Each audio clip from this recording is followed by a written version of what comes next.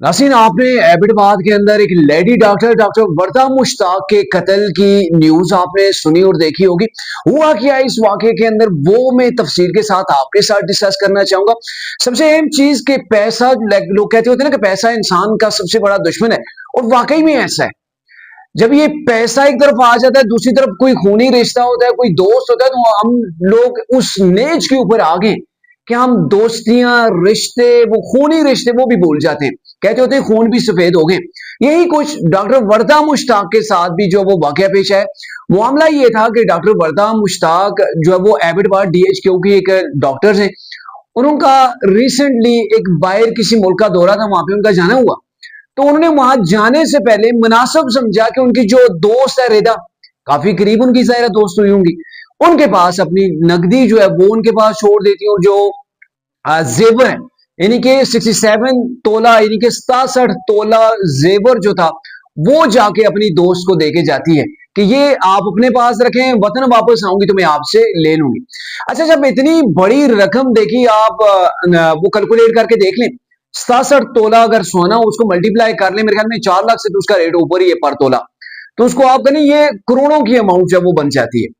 तो जब उन्होंने देखा तो उनका ईमान जो वो डगमगा गया। आपको पता है, वो वैसे भी लोग कहते होते हैं कि खून सफेद है, और जब पैसा सामने आ जाए रिश्ते सब कुछ भूल जाते हैं। ऊपर से शैतान ने उनको वर्गलाया।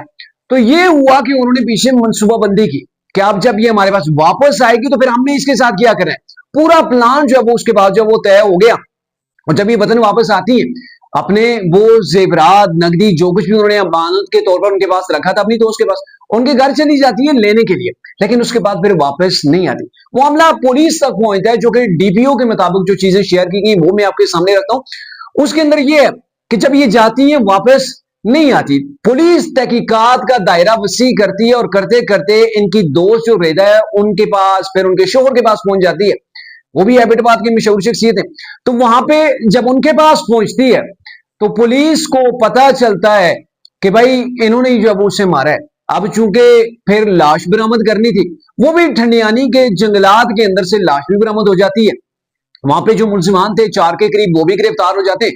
तो उसके अंदर जो डॉक्टर वर्दा मुश्ताक की दोस्त थी, जो उसने पुलिस के सामने कमेंट किया है, उसने बताया कि हमारे पास जब ये मुतालबा करने के लिए आई कि मुझे मेरी इमानत वापस की जाए, तो हम इसे गाड़ी के अंदर बैठा के जदून प्लाजा ले गए। जदून प्लाजा के आगे अंदर वहां पे जब हम पहुंचे तो वहां पे हमारा इंतजार पहले से, वो जो इनकी गैंग थी ना, ठेकेदार जिसे कहते हैं।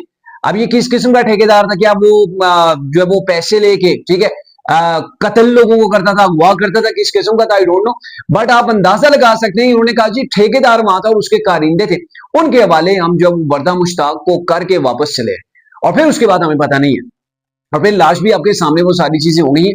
तो कहने का मतलब ये है कि बड़ी बेदर्दी के साथ ये कत्ल हुआ। और दूसरी बात यह है कि एबटाबाद बड़ा पुरअमन शहर है। एबटाबाद के अंदर अगवा जैसे जो है वो आपको केसेस सुनने को नहीं मिलते, लेकिन अब इस हालात इस नई तक पहुंच चुके हैं कि वहां पे अगवा, अगवा के बाद कत्ल और पैसे हड़प करने का ये मामला है।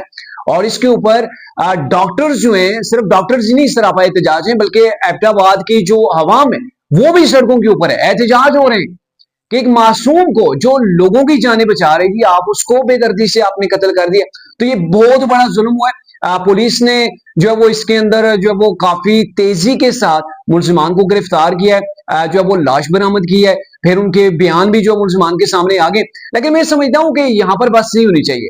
ऐसे मुलजिमान को, चाहे वो जो जिस लेवल के भी हो, कितनी बड़ी जो उनको सरपरस्ती क्यों ना हासिल हो, उनके खिलाफ सख्त से सख्त कार्रवाई होनी चाहिए। उन्होंने कत्ल किया तो उन्हें सजाए मौत भी होनी चाहिए। यही वो फैसले जिन्होंने हमारे मुआशरे को महफूज करना होता है इन क्रिमिनल्स लोगों से, इन जो है वो बड़ी जो इस तरह की वारदातें डालने वाले होते हैं, ताकि उनके दिल के अंदर पुलिस का, कानून के जो है वो दाग बैठ जाए, खौफ बैठ जाए, और वो ऐसे क्राइम कमिट करने से पहले 100 बार सोचें।